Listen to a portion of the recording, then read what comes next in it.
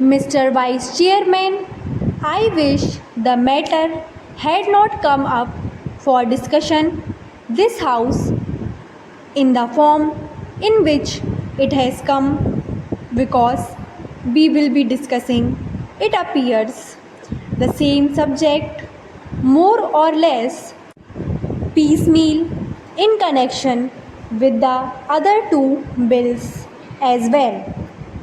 What was necessary for the government in this connection was to provide for a general discussion on the report of the Finance Commission, the kind of thing that we have on such reports, and after hearing the views of the members here, they should have formulated a bill.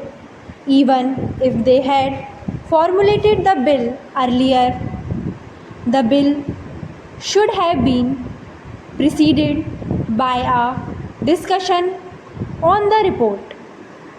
It would then have given us an opportunity of dealing with this rather important subject in our public finance and indeed in our national life.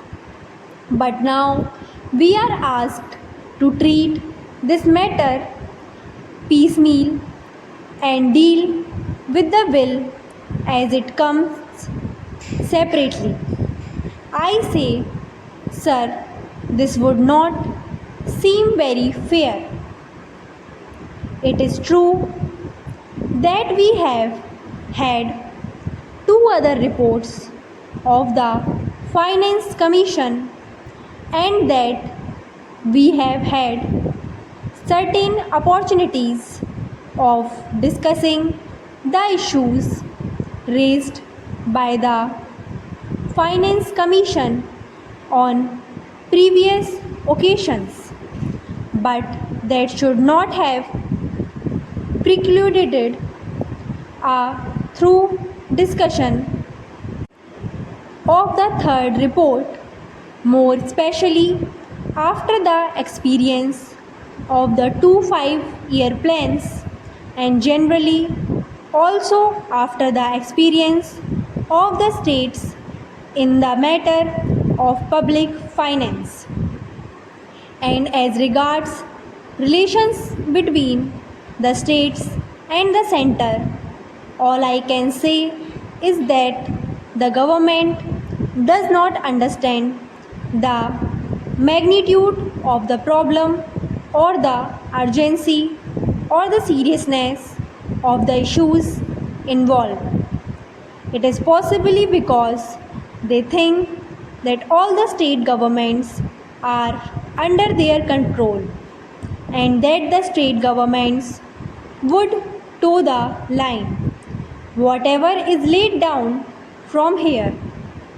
Suppose, sir, today a number of states had been outside the control of the same party which controls the central government, problems would have become acute because conflicts between the state governments controlled by certain other parties and those controlled by the Congress party, which controls the central government, would have arisen sharply, calling for a thorough discussion and mutual consultation in a different way. Once they can get past whatever they like, and also once it is passed, the states will more or less accept without any protest the dispensation of the center. Now that the bill is before us, we have to speak on this subject rather on the general themes. Yet, I would like to make certain general observations in this connection because the basis of the bill is the report of the Third Finance Commission. This is a long-standing issue facing the public finance of the country. Those who have studied economics will know well how this matter had come up even during the British time when we did not have either independence or any kind of autonomy in the states, even in that setup. Even at that time, the state governments functioning under the British felt that something should be done with regard to adjustment of finances, especially in regard to the relations between the center and the states. There had been a long standing controversy as to how the taxes, especially the income tax, should be divided between the center and the states. I do not deny the existence of the controversy, and this controversy is not easy to resolve. I entirely agree, but I should have thought that the Third Finance Commission should be tried to face the problems before it, not more or less in a routine manner, but in the context of the new things, not only as they are today, but as they are going to shape in the coming future. We have got what is called a quasi-federal constitution. I do not say federal constitution, although the spirit is there, but a quasi-federal constitution, because many of the powers that should remain with the states are now in the hands of the central government. Therefore, in that way, it is more unitary in character than federal. At the same time, structurally speaking, we have got the state assemblies, legislatures, state budgets, and so on.